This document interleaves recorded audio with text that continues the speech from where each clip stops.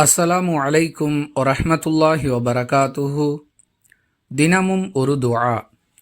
ருக்குவிலும் சஜிதாவிலும் ஓதக்கூடிய பொதுவான ஒரு துஆ. இந்த துஆவை ருக்குவிலும் ஓதிக்கொள்ளலாம், சஜிதாவிலும் ஓதிக்கொள்ளலாம்.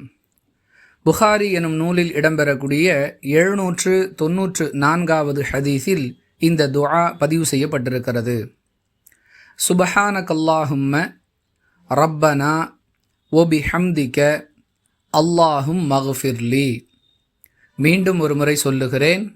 சுபஹானகல்லாஹும்ம ரப்பனா ஒபிஹம்திக அல்லாஹும் மக்ஃபிர்லி.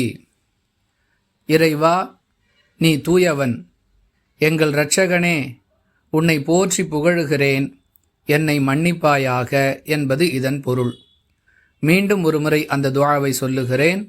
சுபஹானகல்லாஹும்ம ரப்பனா ஒபிஹம்திக அல்லாஹும் மக்ஃபிர்லி.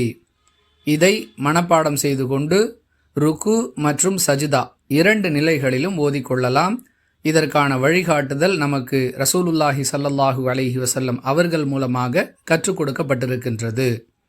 வாஹிரு தஅவானா அனில் ஹம்துலில்லாஹி ரப்பில் ஆலமீன். அஸ்ஸலாமு அலைக்கும் வரஹ்மத்துல்லாஹி வபரகாத்துஹு.